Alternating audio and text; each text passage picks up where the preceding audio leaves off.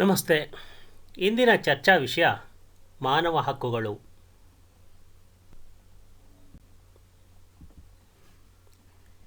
ಈ ಚಿತ್ರ ನೋಡಿ ನಿಮ್ಮ ಅಭಿಪ್ರಾಯ ತಿಳಿಸಿ.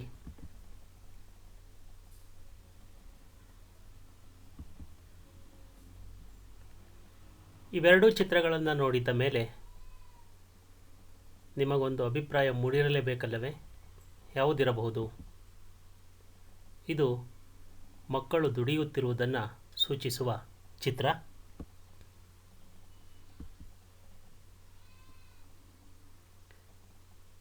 ಮತ್ತೆ ಈ ಚಿತ್ರಗಳನ್ನು ನೋಡಿ ಯೋಚಿಸಿ ಹೇಳಿ.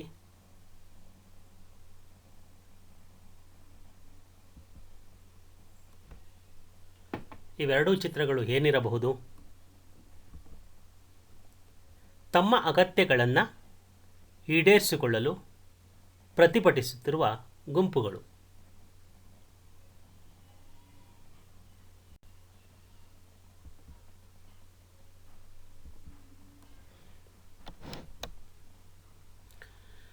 ನಾಗರಿಕರಿಗೆ ಸಲ್ಲಲೇಬೇಕಾದ ಅಧಿಕಾರವೇ ಹಕ್ಕು.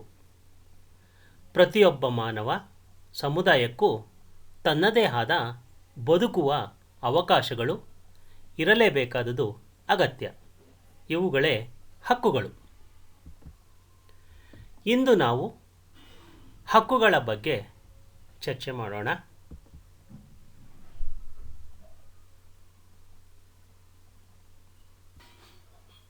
ಮಾನವ ಹಕ್ಕು. ಮಾನವ ಹಕ್ಕುಗಳ ಪರಿಕಲ್ಪನೆ ನಾಗರಿಕತೆಯ ಬೆಳವಣಿಗೆಯೊಂದಿಗೆ ಉಗಮವಾಯಿತು.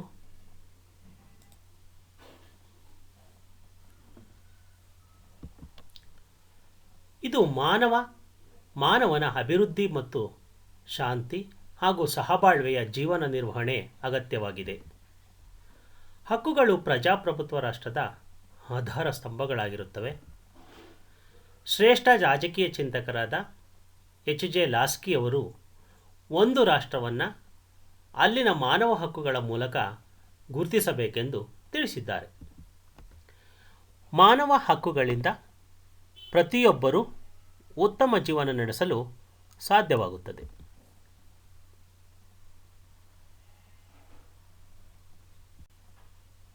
ಅರ್ಥ ಮತ್ತು ಬೆಳವಣಿಗೆ. ಪ್ರತಿಯೊಬ್ಬ ಮಾನವನು ಗೌರವ ಮತ್ತು ಘನತೆಯಿಂದ ಬದುಕಲು ಮಾನವ ಹಕ್ಕುಗಳು ಅಗತ್ಯವಾಗಿವೆ. ಮಾನವನ ಸರ್ವತೋಮುಖ ಅಭಿವೃದ್ಧಿಗೆ ಅಗತ್ಯವಾದ ಅಂಶಗಳೇ ಮಾನವ ಹಕ್ಕುಗಳಾಗಿರುತ್ತವೆ.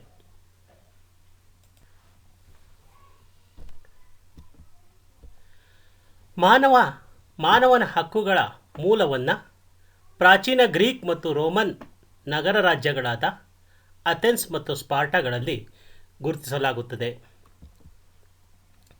ಸಾಕ್ರಟಿಸ್, ಪ್ಲೇಟೋ ಮತ್ತು ಅರಿಸ್ಟಾಟಲ್ ರವರ ಚಿಂತನೆಗಳಲ್ಲಿ ರಾಜ್ಯ ಮತ್ತು ಜನತೆಯ ನಡುವಿನ ಸಂಬಂಧಗಳ ಬಗ್ಗೆ ವಿಶ್ಲೇಷಿಸುವಾಗ ವ್ಯಕ್ತಿಯ ಹಕ್ಕುಗಳನ್ನು ಕುರಿತು ಚರ್ಚಿತವಾಗಿರುವುದನ್ನು ಗುರುತಿಸಲಾಗಿದೆ.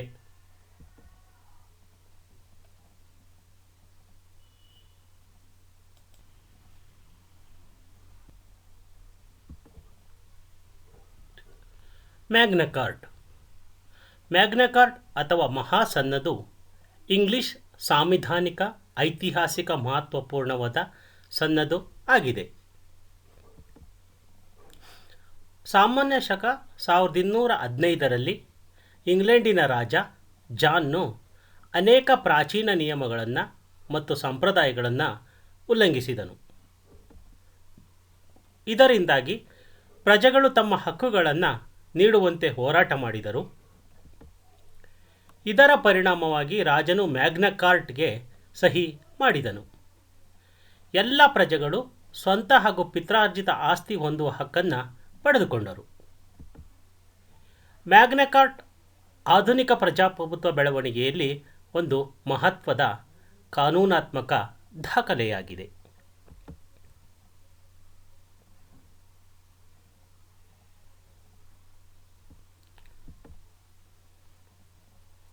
ಜಾನ್ ಲಾಕ್ ರವರು ವ್ಯಕ್ತಿಗೆ ಹಕ್ಕುಗಳು ಯಾರಿಂದಲೂ ನೀಡಲ್ಪಟ್ಟಿರುವುಗಳಲ್ಲ, ಪ್ರತಿಯೊಬ್ಬ ವ್ಯಕ್ತಿಯು ಹುಟ್ಟಿನಿಂದಲೇ ಜೀವಿಸುವ ಮತ್ತು ಸ್ವಾತಂತ್ರ್ಯದ ಹಕ್ಕನ್ನು ಪಡೆದಿರುತ್ತಾನೆ.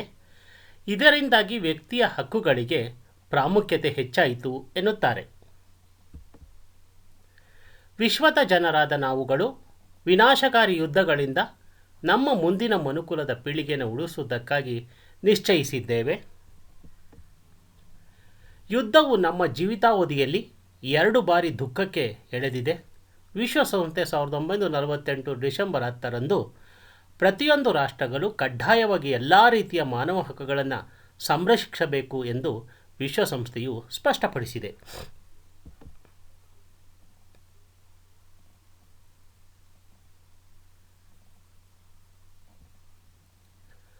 ಮಾನವ ಹಕ್ಕುಗಳು ಮತ್ತು ಭಾರತ ಸಂವಿಧಾನ. ವಿಶ್ವಸಂಸ್ಥೆಯು ಘೋಷಿಸಿರುವ ಮಾನವ ಹಕ್ಕುಗಳ ಅಂಶಗಳನ್ನು ನಮ್ಮ ಸಂವಿಧಾನದ ಪ್ರಸ್ತಾವನೆಯಲ್ಲಿ ಸ್ವಾತಂತ್ರ್ಯ, ಸಮಾನತೆ ಮತ್ತು ಭ್ರಾತೃತ್ವದ ಬಗ್ಗೆ ತಿಳಿಸಲಾಗಿದೆ. ಸಂವಿಧಾನದ 3ನೇ ಭಾಗದ ಮೂಲಭೂತ ಹಕ್ಕುಗಳಲ್ಲಿ ವಿಧಿ 12ರಿಂದ ವಿಧಿ 35ರ ಅಡಿಯಲ್ಲಿ ತಿಳಿಸಲಾಗಿದೆ. ಮೂಲ ಸಂವಿಧಾನದಲ್ಲಿ 7 ಮೂಲಭೂತ ಹಕ್ಕುಗಳನ್ನು ನೀಡಲಾಗಿತ್ತು. 1978ರಲ್ಲಿ ಸಂವಿಧಾನದ 44ನೇ ತಿದ್ದುಪಡಿ ಕಾಯ್ದೆಯನ್ವಯ ಆಸ್ತಿ ಹಕ್ಕನ್ನು ಮೂಲಭೂತ ಹಕ್ಕುಗಳ ಭಾಗದಿಂದ ತೆಗೆದು ವಿಧಿ 300A ಅಡಿಯಲ್ಲಿ ಶಾಸನೀಯ ಹಕ್ಕಾಗಿ ಸೇರ್ಪಡೆ ಮಾಡಲಾಯಿತು. ಇದರಿಂದಾಗಿ ಪ್ರಸ್ತುತ 6 ಮೂಲಭೂತ ಹಕ್ಕುಗಳು ಭಾರತದ ಸಂವಿಧಾನದಲ್ಲಿ ಇವೆ. ಭಾರತದ ಸಂವಿಧಾನದ ಪ್ರಸ್ತಾವಿಕೆ ಅಥವಾ ಪೀಠಿಕೆ ಹೀಗೆ ಬರೆಯಲಾಗಿದೆ. ಭಾರತದ ಜನತೆಯಾದ ನಾವು ಭಾರತವನ್ನು ಸಾರ್ವಭೌಮ, ಸಮಾಜವಾದಿ, ಧರ್ಮ ನಿರಪೇಕ್ಷ ಪ್ರಜಾಸತ್ತಾತ್ಮಕ ಗಣರಾಜ್ಯವನ್ನಾಗಿ ರೂಪಿಸುವುದಕ್ಕಾಗಿ ಭಾರತದ ಎಲ್ಲ ಪ್ರಜೆಗಳಿಗೆ ಸಾಮಾಜಿಕ, ಆರ್ಥಿಕ ಮತ್ತು ರಾಜಕೀಯ ನ್ಯಾಯವನ್ನು, ವಿಚಾರ, ಅಭಿವ್ಯಕ್ತಿ, ನಂಬಿಕೆ, ಧರ್ಮ ಮತ್ತು ಉಪಾಸನೆಯ ಸ್ವಾತಂತ್ರ್ಯವನ್ನು, ಸ್ಥಾನಮಾನ ಮತ್ತು ಅವಕಾಶಗಳ ಸಮಾನತೆಯನ್ನು ದೊರೆಯುವಂತೆ ಮಾಡುವುದಕ್ಕಾಗಿ, ವ್ಯಕ್ತಿಗೌರವ, ದೇಶದ ಏಕತೆ ಮತ್ತು ಸಮಗ್ರತೆಗಾಗಿ ಎಲ್ಲರಲ್ಲಿ ಭ್ರಾತೃತ್ವ ಭಾವನೆಯನ್ನು ಮೂಡಿಸುವುದಕ್ಕೆ ದೃಢ ಸಂಕಲ್ಪ ಮಾಡಿ ನಮ್ಮ ಸಂವಿಧಾನ ಸಭೆಯಲ್ಲಿ 1949ನೇ ಇಸವಿಯ ನವೆಂಬರ್ ತಿಂಗಳ 26ನೇ ದಿನದಂದು ಈ ಸಂವಿಧಾನವನ್ನು ನಮಗೆ ನಾವೇ ಅರ್ಪಿಸಿಕೊಂಡು ಅಂಗೀಕರಿಸಿ ಶಾಸನವಾಗಿ ವಿಧಿಸಿಕೊಂಡಿದ್ದೇವೆ ಎಂದು ಬರೆಯಲಾಗಿದೆ.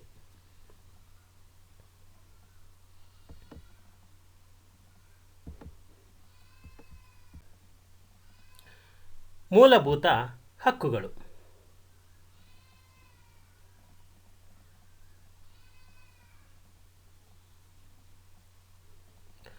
ಮೂಲಭೂತ ಹಕ್ಕುಗಳು ಸಂವಿಧಾನದ 86ನೇ ತಿದ್ದುಪಡಿ ಮಾಡಿ 21A ವಿಧಿಯನ್ವಯ 2002ರಲ್ಲಿ ಶಿಕ್ಷಣವನ್ನು ಒಂದು ಹಕ್ಕಾಗಿ ಪರಿಗಣಿಸಲಾಗಿದೆ.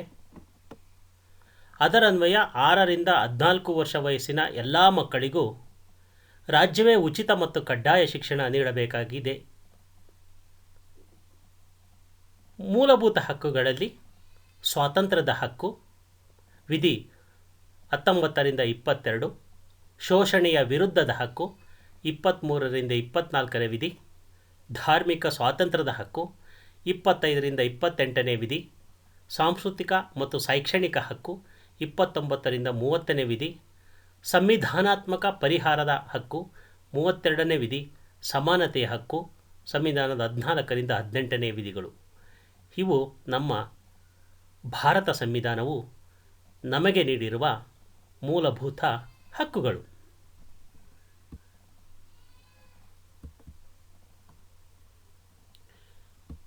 ಮಾನವ ಹಕ್ಕು. ಮಾನವ ಹಕ್ಕುಗಳು ವ್ಯಕ್ತಿಯ ಸರ್ವಾಂಗೀಣ ಅಭಿವೃದ್ಧಿಗೆ ಅಗತ್ಯವಾಗಿರುತ್ತವೆ ಹಾಗೂ ವಿಶಾಲವಾಗಿರುತ್ತವೆ. ಪ್ರಕೃತಿದತ್ತವಾಗಿ ಮಾನವನಿಗೆ ಇವು ದೊರೆತವುಗಳಾಗಿರುತ್ತವೆ. ಇವುಗಳು ಸಮಾನ ಮಾನವನ ಘನತೆ ಗೌರವಗಳನ್ನು ಹೆಚ್ಚಿಸುತ್ತವೆ. ಇವುಗಳು ಉಲ್ಲಂಘನೆಯಾದಾಗ ನ್ಯಾಯಾಲಯದ ನಿರ್ದಿಷ್ಟ ರಕ್ಷಣೆ ಇರುವುದಿಲ್ಲ. ಇದು ಮಾನವ ಹಕ್ಕು ಮತ್ತು ಮೂಲಭೂತ ಹಕ್ಕುಗಳಿಗಿರುವಂಥ ವ್ಯತ್ಯಾಸ. ಈಗ ಮೂಲಭೂತ ಹಕ್ಕು. ಮೂಲಭೂತ ಹಕ್ಕುಗಳು ವ್ಯಕ್ತಿಯ ಸರ್ವಾಂಗೀಣ ಅಭಿವೃದ್ಧಿಗೆ ಅಗತ್ಯವಾಗಿದ್ದು ಸಂವಿಧಾನದಿಂದ ರಕ್ಷಿಸಲ್ಪಟ್ಟಿರುತ್ತವೆ. ಇವುಗಳು ಉಲ್ಲಂಘನೆಯಾಗಿದಾಗ ಸರ್ವೋಚ್ಚ ನ್ಯಾಯಾಲಯ ಮತ್ತು ಉಚ್ಚ ನ್ಯಾಯಾಲಯಗಳು ಆಜ್ಞೆ ಹೊರಡಿಸುವ ಮೂಲಕ ರಕ್ಷಿಸುತ್ತವೆ. ಇವು ನಿರ್ದಿಷ್ಟವಾಗಿದ್ದು ಸಂವಿಧಾನದಿಂದ ನೀಡಲ್ಪಟ್ಟಿರುತ್ತವೆ. ಇವು ಮಾನವ ಹಕ್ಕು ಮತ್ತು ಮೂಲಭೂತ ಹಕ್ಕುಗಳು ಇರುವಂಥ ವ್ಯತ್ಯಾಸ.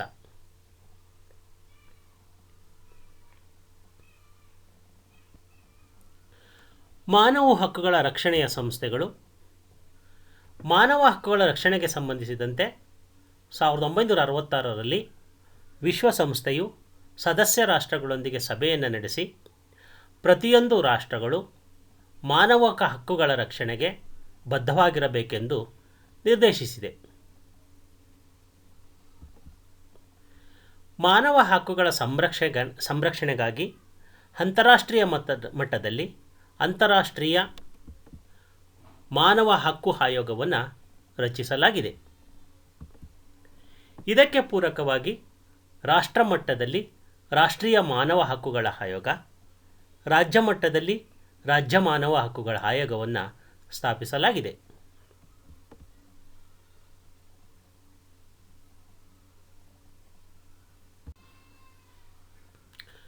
ರಾಷ್ಟ್ರೀಯ ಮಾನವ ಹಕ್ಕು ಆಯೋಗ. ರಾಷ್ಟ್ರೀಯ ಮಾನವ ಹಕ್ಕುಗಳ ಆಯೋಗ ಶಾಸನಾತ್ಮಕ ಸಂಸ್ಥೆಯಾಗಿದೆ. 1993ರಲ್ಲಿ ಸಂಸತ್ತಿನ ಶಾಸನದ ಮೂಲಕ ರಚಿಸಲಾಗಿದೆ. ಇದು ಒಟ್ಟು ಅಧ್ಯಕ್ಷರು ಮತ್ತು 4 ಸದಸ್ಯರನ್ನು ಒಳಗೊಂಡಿರುತ್ತದೆ. ಅಧ್ಯಕ್ಷರು ಸರ್ವೋಚ್ಚ ನ್ಯಾಯಾಲಯದ ನಿವೃತ್ತ ನ್ಯಾಯಾಧೀಶರಾಗಿರಬೇಕು. ಸದಸ್ಯರು ಸರ್ವೋಚ್ಚ ನ್ಯಾಯಾಲಯದ ಸೇವೆಯಲ್ಲಿ ಅಥವಾ ನಿವೃತ್ತ ನ್ಯಾಯಾಧೀಶರಾಗಿರಬೇಕು ಮತ್ತು 2 ಸದಸ್ಯರು ಮಾನವ ಹಕ್ಕುಗಳ ಸಂರಕ್ಷಣಾ ಪ್ರಾಯೋಗಿಕ ಅಥವಾ ವಿಶೇಷ ಜ್ಞಾನ ಹೊಂದಿರುವವರಾಗಿರಬೇಕು.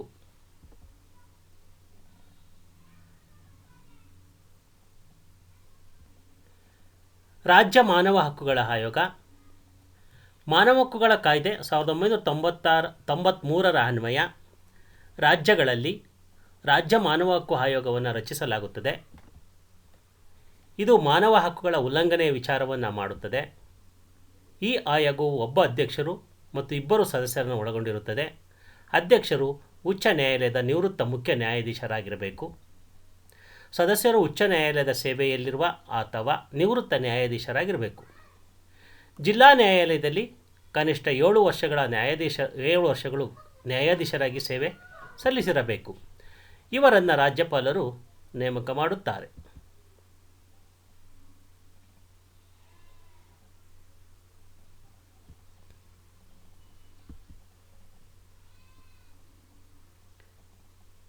ಮತ್ತೆ ಈ ಚಿತ್ರಗಳನ್ನು ನೋಡಿ ಯೋಚಿಸಿ ಹೇಳಿ.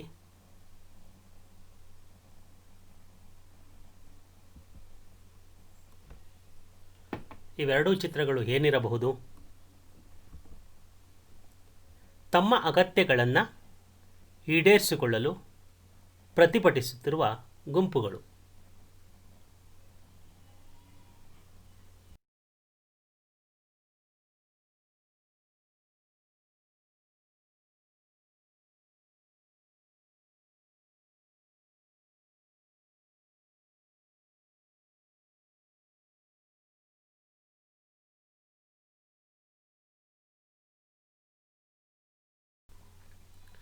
ರಾಷ್ಟ್ರೀಯ ಪರಿಶಿಷ್ಟ ಪಂಗಡಗಳ ಆಯೋಗ 2003ರಲ್ಲಿ ಭಾರತ ಸಂವಿಧಾನದ 89ನೇ ತಿದ್ದುಪಡಿ ಕಾಯ್ದೆಯನ್ನು ರಾಷ್ಟ್ರೀಯ ಪರಿಶಿಷ್ಟ ಪಂಗಡಗಳ ಆಯೋಗವನ್ನು ಮಾಡಲಾಯಿತು. ತಿದ್ದುಪಡಿ ಮೂಲಕ ಇದು ಒಬ್ಬ ಅಧ್ಯಕ್ಷರು, ಒಬ್ಬ ಉಪಾಧ್ಯಕ್ಷರು ಹಾಗೂ 3 ಸದಸ್ಯರುಗಳನ್ನು ಒಳಗೊಂಡಿರುತ್ತದೆ.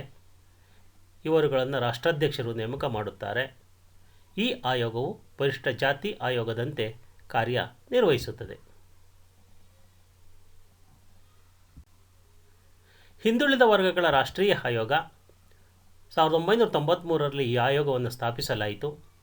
ಇದು ಒಬ್ಬ ಅಧ್ಯಕ್ಷರು ಮತ್ತು 4 ಸದಸ್ಯರನ್ನು ಒಳಗೊಂಡಿರುತ್ತದೆ. ಈ ಆಯೋಗವು ಹಿಂದುಳಿದ ವರ್ಗಗಳ ಹಕ್ಕುಗಳ ಸಂರಕ್ಷಣೆ ಹೊಣೆಯನ್ನು ಹೊಂದಿರುತ್ತದೆ.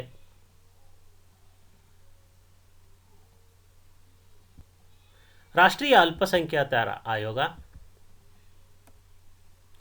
ಅಲ್ಪಸಂಖ್ಯಾತ ಹಕ್ಕುಗಳ ರಕ್ಷಣೆ ಉದ್ದೇಶದಿಂದ 1992ರಲ್ಲಿ ಈ ಆಯೋಗ ರಚಿಸಲಾಯಿತು. ಇದು ಒಬ್ಬ ಅಧ್ಯಕ್ಷರು ಮತ್ತು ಒಬ್ಬ ಉಪಾಧ್ಯಕ್ಷರು ಹಾಗೂ 5 ಸದಸ್ಯರುಗಳನ್ನು ಒಳಗೊಂಡಿರುತ್ತದೆ. ಇದು ಮುಸ್ಲಿಮರು, ಕ್ರೈಸ್ತರು, ಸಿಖ್ಖರು, ಬೌದ್ಧರು, ಪಾರ್ಸಿಗಳು ಮತ್ತು ಜೈನರನ್ನು ಅಲ್ಪಸಂಖ್ಯಾತರೆಂದು ಪರಿಗಣಿಸಲಾಗಿದೆ. ಈ ಸಮುದಾಯಗಳ ಅಭಿವೃದ್ಧಿಯ ಮೌಲ್ಯಮಾಪನ ಮಾಡುವುದು ಮತ್ತು ರಕ್ಷಣೆಗೆ ಅಗತ್ಯವಿರುವ ಕ್ರಮಗಳನ್ನು ಕೈಗೊಳ್ಳುವುದು ಮುಂತಾದವುಗಳನ್ನು ಕಾರ್ಯನಿರ್ವಹಿಸುತ್ತದೆ.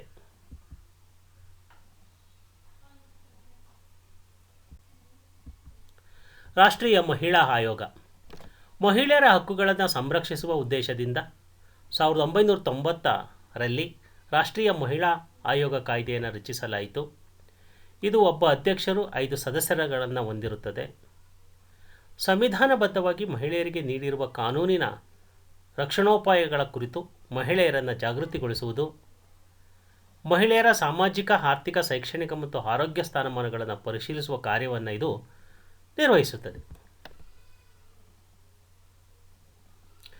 ಮಾಹಿತಿ ಹಕ್ಕು ಭಾರತ ದೇಶದಲ್ಲಿ ಮಾಹಿತಿ ಹಕ್ಕು ಕಾಯ್ದೆಯನ್ನು 2005ರಲ್ಲಿ ಜಾರಿಗೊಳಿಸಲಾಯಿತು.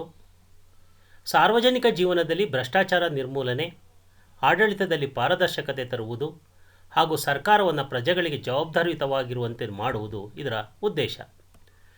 ಜನಸಾಮಾನ್ಯರು ಒಂದು ಅರ್ಜಿಯ ಮೂಲಕ ಸರ್ಕಾರದಿಂದ ತಮಗೆ ಬೇಕಾದ ಮಾಹಿತಿಯನ್ನು ಪಡೆದುಕೊಳ್ಳುವ ಅವಕಾಶವನ್ನು ಈ ಕಾಯ್ದೆ ಒದಗಿಸಿಕೊಟ್ಟಿದೆ. ಸಂಬಂಧಪಟ್ಟ ಅಧಿಕಾರಿಯು ಮಾಹಿತಿ ಬಯಸಿದವರಿಗೆ ಮಾಹಿತಿಯನ್ನು ಅರ್ಜಿ ಸಲ್ಲಿಸಿದ 30 ದಿನಗಳ ಒಳಗಾಗಿ ರವಾನಿಸಬೇಕಾಗುತ್ತದೆ. ಜೀವನ ಮತ್ತು ಸ್ವಾತಂತ್ರ್ಯಕ್ಕೆ ಸಂಬಂಧಿಸಿದ ಮಾಹಿತಿಗಳನ್ನು 48 ಗಂಟೆಗಳೊಳಗೆ ನೀಡಬೇಕಾಗಿರುತ್ತದೆ. ಆದಾಗ್ಯೂ ವ್ಯಕ್ತಿ ಬಯಸಿದ ಮಾಹಿತಿಯು ರಾಷ್ಟ್ರದ ರಕ್ಷಣೆ, ಭದ್ರತೆ, ಐಕ್ಯತೆಗೆ ಸಂಬಂಧಪಟ್ಟಿದ್ದರೆ ಸರ್ಕಾರ ಈ ಮಾಹಿತಿಯ ನೀಡಿಕೆಯನ್ನು ತಿರಸ್ಕರಿಸಬಹುದು.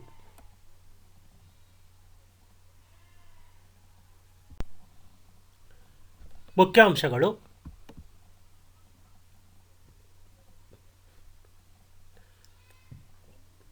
ನಾಗರಿಕರಿಗೆ ಸಲ್ಲಲೇಬೇಕಾದ ಅಧಿಕಾರವೇ ಹಕ್ಕು. ಹಕ್ಕುಗಳು ಪ್ರಜಾಪ್ರಭುತ್ವ ರಾಷ್ಟ್ರದ ಆಧಾರ ಸ್ತಂಭಗಳಾಗಿರುತ್ತವೆ. 1948 ಡಿಸೆಂಬರ್ 10ರಂದು ಪ್ರತಿಯೊಂದು ರಾಷ್ಟ್ರಗಳು ಕಡ್ಡಾಯವಾಗಿ ಎಲ್ಲ ರೀತಿಯ ಮಾನವ ಹಕ್ಕುಗಳ ಸಂರಕ್ಷಿಸಬೇಕು ಎಂದು ವಿಶ್ವಸಂಸ್ಥೆಯು ಸ್ಪಷ್ಟಪಡಿಸಿದೆ. ಸಂವಿಧಾನದ 3ನೇ ಭಾಗದ ಮೂಲಭೂತ ಹಕ್ಕುಗಳಲ್ಲಿ ವಿಧಿ 12ರಿಂದ ವಿಧಿ 35ರ ಅಡಿಯಲ್ಲಿ ತಿಳಿಸಲಾಗಿದೆ. ಮೂಲ ಸಂವಿಧಾನದಲ್ಲಿ 7 ಮೂಲಭೂತ ಹಕ್ಕುಗಳನ್ನು ನೀಡಲಾಗಿತ್ತು. ಕೆಳಗಿನ ಪ್ರಶ್ನೆಗಳಿಗೆ ಒಂದು ವಾಕ್ಯದಲ್ಲಿ ಉತ್ತರವನ್ನು ಹೇಳಿ. ಮಾನವ ಹಕ್ಕುಗಳು ಅಂದರೇನು? ಉತ್ತರ: ಮಾನವ ಗೌರವಯುತ ಜೀವನ ನಡೆಸಲು ಹಾಗೂ ತನ್ನ ವ್ಯಕ್ತಿತ್ವದ ವಿಕಾಸಗೊಳಿಸಿಕೊಳ್ಳಲು ಸಹಾಯಕವಾಗುವಂಥ ಅವಕಾಶಗಳೇ ಹಕ್ಕುಗಳು. ಪ್ರಸ್ತುತ ಎಷ್ಟು ಮೂಲಭೂತ ಹಕ್ಕುಗಳಿವೆ? ಪ್ರಸ್ತುತ 6 ಮೂಲಭೂತ ಹಕ್ಕುಗಳಿವೆ. ಮಾನವ ಹಕ್ಕುಗಳ ರಕ್ಷಣೆಗೆ ಇರುವ ಆಯೋಗಗಳು ಯಾವುವು? ವಿಶ್ವ ಮಾನವ ಹಕ್ಕು ಆಯೋಗ, ರಾಷ್ಟ್ರ ಮಾನವ ಹಕ್ಕು ಆಯೋಗ, ರಾಜ್ಯ ಮಾನವ ಹಕ್ಕು ಆಯೋಗ.